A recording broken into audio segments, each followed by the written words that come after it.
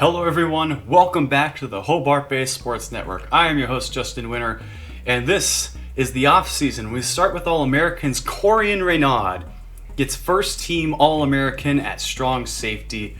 Great defensive year for the senior. Great way to go out. On second team All-American, we have not Onwazurski. Okay, I feel bad for mispronouncing that. We have Gerald Williams, the sophomore corner. So Hobart Bay's defense getting some guys in there. And that will be all for the first and second team All-Americans. But for freshman All-American, we have Spencer Johnson, the defensive end, and Donovan Jordan, the defensive tackle. Two guys with bright futures there. Additionally, Doug Glover at linebacker, the man from Roseville, Michigan. So Hobart Bay, especially on defense, no offensive All-Americans, whether first team, second team, or freshmen, but defense was loaded. For all conference, do we have any? Yes, no. Well, not on offense, but yes on defense. Nate Link, the transfer, and Donovan Jordan, of course, because he made the freshman All-American. He'll make first team All-Pac-12. So does Doug Glover. So does Gerald Williams. They all double up. So does Corian Renaud. If you're making first team All-American, you should be first team All-Conference. Second team All-Conference, Trey Regis, our only offensive player to make an All-Anything team. And then loser is the All-Pac-12 second team punter. As for tackles, Renaud, Hollis, and Glover, top three in the nation in solo tackles. Nate Link comes in second for sacks throughout the entire season. I mean, just look at our defense. And then Gerald Williams gets 13th in picks with 5. Hobart Bay, just dominant defense. As for everyone else, Shupinski went 166 for 278, 2773, 23 touchdowns to 19 picks. A lot of picks thrown, but in the end, he was our best quarterback. Longest pass of 78 yards, but he took 20 sacks. That's bad. Adam Coleman went 2 for 5, 54 yards, 1 touchdown, 1 pick. Yeah. R.C. Wilson actually completed 9 of 15 passes. Got 85 yards, a touchdown, but 2 picks. What do you expect from a fullback? Then Albert White actually never really saw him because he didn't do anything productive. On the ground, Trey Regis had the most carries, 900 yards, 100 short of 1,000, 16 touchdowns. Shupinski had 700 yards for 8 touchdowns. Plenty of those carries were sacks though. R.C. Wilson, 325 yards, 2 touchdowns. Jamar Williams-Shepard, 15 carries, 66 yards, 2 touchdowns. Gio Saria got 4 carries, mostly on pitches, and he even got a touchdown off of those. That was against Washington. Bubba West had a 26-yard carry. Jeremy Johnston at 23 yards. Pat Lilly, I don't know when he got a run. I do not know what they're talking about. Through the air, our receiving leader, Bubba West, with 772 yards, 8 touchdowns. Gio Saria, 653 yards and 5 touchdowns. Tyler Lamb, 477 yards and 3 touchdowns. Thean Nguyen, 3 touchdowns, 347 yards. Trey Regis had 265 yards catching, so all-purpose he had over 1,000 yards. Victor Cross, 211 yards, 4 touchdowns. Craig Ostrander, 170 yards and a touchdown. Jamar Williams-Shepard, 31 yards. Jeremy Johnston, 18. And Michael Weisbecker, 1 catch all year. Feel bad for him. On the defensive end, our tackle leader was Corian Renaud. He led the nation with 71 solo tackles. Jimmy Hollis and Doug Glover obviously followed that in the next 2 spots in the nation. However, Nate Link, 10 sacks. Spencer Johnson got 6. Andy Thompson got 2. Pat Lilly got 2. Donovan Jordan got 2. Corian Renaud got 2. Richard Gilliam got 1. Ryan Lewis got 1, and so did Corey Fitzpatrick. Interceptions, obviously, Gerald Williams led us. Doug Glover got 2. Brian Lewis got 2. Marco Jackson, Corian Renaud, Richard Gilliam, Tyler Smith, and Corey Fitzpatrick all got 1 apiece. On the kicking end, assuming it will ever show. There we go. Loser made all 16 field goal attempts this year. His long was from 49, and obviously none were blocked. And let's go to the college football playoff. We still have this to settle. First game between number 3 Miami and number 2 Florida, the SEC champion versus the ACC champion. Here we go. Florida starts off with a bang. They get the ball back and score quickly, and they do not capitalize on a third drive. Miami gets a touchdown, and they tie it up at 14. Now they take the lead. Florida ties it up. Halftime, 21 apiece. Miami gets the touchdown. Florida can't respond. Florida gets the ball. No Miami. Miami has a 2-score lead in the fourth quarter. Florida gets a touchdown. It's a 1-score game, but Miami puts up another touchdown, and that is it. Miami moves on to the championship game to face the winner of this one, Tennessee and Ohio State. Who will the Hurricanes face? Tennessee did not win the SEC. That was Florida. Ohio State starts off with a touchdown. Tennessee can't respond. Buckeyes score another one. It's 14-7, just like the start to the other game, except Ohio State restores their lead, and now they have a 21-point lead. Tennessee scores. Ohio State puts it at a 21-point game at halftime, and they make it a 28-point game. Tennessee is falling way behind. Can Tennessee come back? I don't think they will. Ohio State's lead is just too great as they eclipse 50 points, and the game ends 13-point differential. Ohio State faces Miami in Indianapolis for the national championship. Let's jump right into it. I don't know where the first part went, but Miami starts off with a 14-0 lead, and now it's 24-7. Ohio State needs to do something, and they're down big time. Oh my goodness. Miami gets 41 points in the first half. They're running away with it. Ohio State needs a miracle, and I don't think they're going to get it. They're scoring a little bit more, trying to keep it a little competitive, but Miami puts up 62 to win the championship. Bowl results. Whoa, Miami beats Florida. Michigan beats Texas A&M. Wisconsin beats Texas 37-31 in the Citrus Bowl. Rose Bowl, we lost by 2 in a heartbreaker. Michigan State beats Arkansas State in the Fiesta Bowl. Oklahoma beats Ole Miss. I believe that was an overtime game, so poor Ole Miss loses back-to-back to end the season. Georgia and South Florida's perfect season. Ohio State beat Tennessee, and then that score is inaccurate, but if you look at the bottom right, it has the right one, 62-37. Miami wins the national championship. What a crazy game. Final rankings, Miami is number 1 after beating Ohio State, who ends at number 2, Florida 3, Oklahoma 4, Tennessee 5, Michigan State 6, Penn State gets 7, Georgia number 8, Ole Miss number 9, Hobart Bay ends at number 10, Wisconsin 11, Washington at 12, South Florida at 13, Arkansas State at 14, UCLA ends 15, Michigan 16, LSU 17, Texas 18, Purdue number 19, Rice number 20, Western Kentucky number 21, Troy number 22, Nebraska number 23, NC State 24, and Ohio number 25. So let's advance to the end of the season. We have some stuff to deal with, and there will be a contract extension for Coach Perkins. What an improvement. What a year, winning the Pac-12, another 10-plus win season, when apparently they only expected 5. I don't know why they only expected 5. But that's a good one for us. Coach Perkins will stay at Hobart Bay, and why wouldn't he? As for coaches, we got a new defensive coordinator, Todd Graham. This is going to be fun. He is such a good coordinator. Yeah. Our defense is going to be solid next year. Absolutely solid. As for players leaving, we have 2. Nate Link and Corian Raynaud.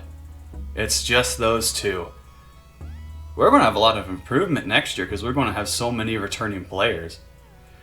Nate Link ends his career at Hobart Bay with 55 total tackles, 34 of those for loss, 1 assisted tackle.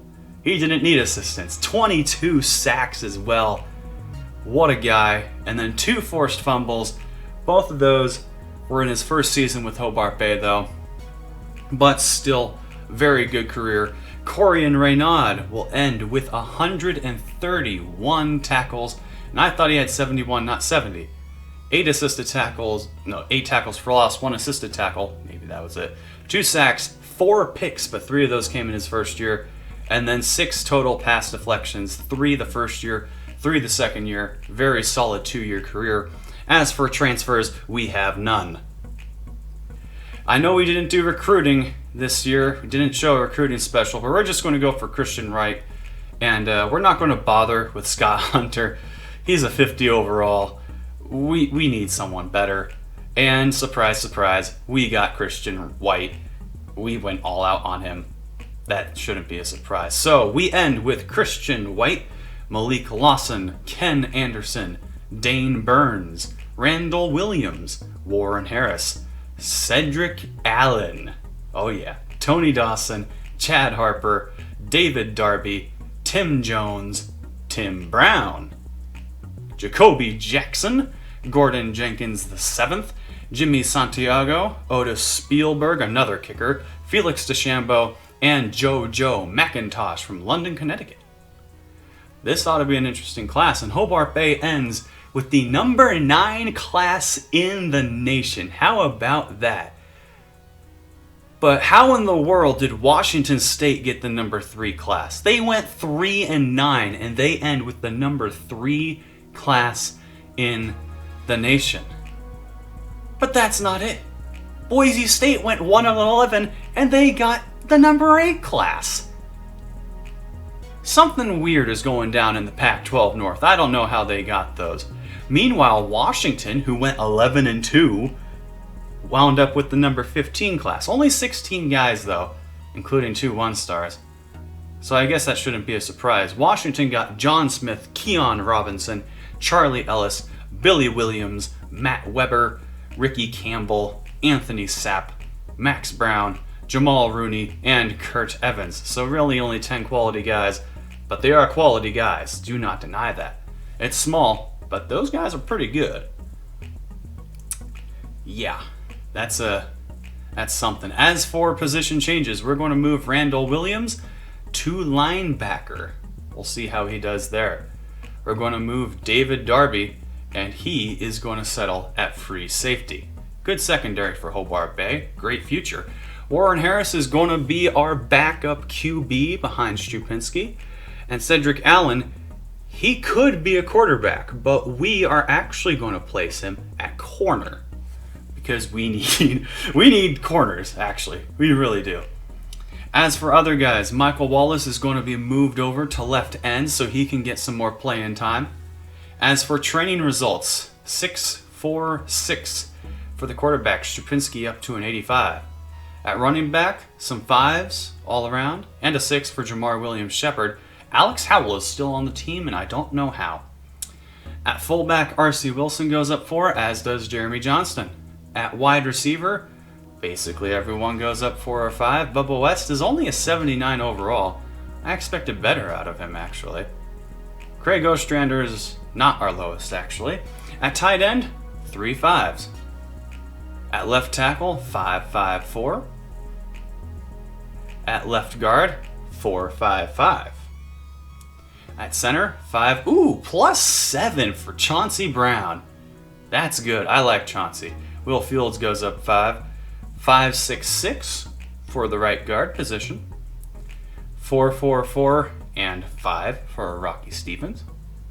At left end, we have 5-5-5. Everyone seems to be going up by 4 or 5. I mean, it's uncanny. Like, can we get a little bit more variation? No, apparently not. Just straight 5s at the D tackle line. 5-4-5. More of the same. It's just all the same here. Everyone's going up by the same amount. It's very bland and uninspired. There we go. +6 for Gerald Williams. He's a 90 overall as a junior. He is going to be so good in his senior year. Free safety, more. Ooh, another +6. That one's Ryan Lewis, the senior. Jimmy Hollis is also a 90 overall. That's good. Strong safety, another pair of 5s. What about kicker? +5, of course. And at punter, +4. So, Yeah, the most we got was a +7. However, if you're going by overall rating, top guys are going to be Jimmy Hollis and Gerald Williams. Watch out for those two. We have a lot of guys to cut, though. And I mean a lot of guys. 16 to be exact. We're going to cut Albert White. Just hasn't done anything. At least Warren Harris has some potential. Also going to get rid of Terrence Causey at left tackle. At left guard, we have some guys to cut. Josh Woods, Ray Miller. I feel like I remember recruiting Ray Miller, but he just doesn't. He's just not going to ever get snaps. Neither will Will Fields, because I think he may have been a walk-on. Junior Steve Porter will get cut. A lot of linemen are getting cut because they're just never going to be doing anything at all. Matt Matthews is 1 year and he'll be third at best on the depth chart. Left end, Brandon Murphy, he's going to bite the dust. At right end, will we cut anyone? We could cut Tim Jones, but we don't. At left outside linebacker, there goes Tony Taylor. At middle linebacker, Tariq Stallings, one of the OGs, but we gotta create roster space. Right outside linebacker, we could cut Clay Parrish, but we don't. At corner, we're going to cut Alfred Gillette and Billy Sherman. Those two got snaps in the first year, but I don't think they got anything in the second year. Chad Campbell is going to be going bye-bye. We have 2 spots left to cut. And I don't want to cut anyone at strong safety, so we're going to go back to left tackle and cut Brenton Owen. He's a senior. He's not going to do anything. And then at tight end, Luke Ball is a 52 overall junior. He can go off the roster. So, as for red shirts, we're going to redshirt Warren Harris. So we only have 2 proper quarterbacks. At running back, we're not redshirting anyone. At fullback, we're not redshirting everyone. At wide receiver, we have a couple guys that we can redshirt. We're going to redshirt Ken Anderson, Victor Cross, and Ryan McClain. We're going to redshirt all of them, get their overalls up, because we have a pretty big senior class for wide receiver. So there will be space left. Left tackle Gordon Jenkins is redshirted, so is Chad Harper at left guard. A lot of these freshmen are just going to be redshirted on the line, like Jimmy Santiago. He's only 5'9". Wow, he's short. Right tackle, no one. Left end, no one. At right end, we're going to redshirt Tim Jones because why not? He's a freshman. He needs the extra experience. No one's getting redshirted at D tackle. Left outside linebacker, we could, but we won't. Middle linebacker Felix DeChambeau will be redshirted. And no one at right outside linebacker. At corner, we could, we might, but we don't. Free safety, David Darby will. And then at strong safety, we could and we will redshirt Dane Burns.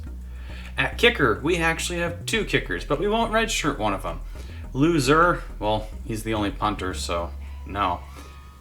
And as for kicker, we're actually going to replace Chase Brooks for Otis Spielberg because he has a stronger leg than Chase Brooks does. Punter is still going to be Loser. We want to keep him around. And then, of course, the kickoff special, we're going with the guy with the stronger leg, freshman Otis Spielberg. He's also got kind of good wheels, 88 speed. And then at returner, we are actually going to have freshman JoJo McIntosh take our returns with Trey Regis to back him up. Now, you might be wondering, why are you doing that to Trey Regis? Why is Trey Regis the backup? Well, as it turns out, it's because he's getting benched for Tyree Nolan, the freshman. Coaches were impressed by his speed, and they're going to make that the basis for why he is the new starting running back. As for schedule, Hobart Bay will start off against Maryland, and then we're going up, and we're going to make a statement. And we are going to face Ohio State in a neutral site game.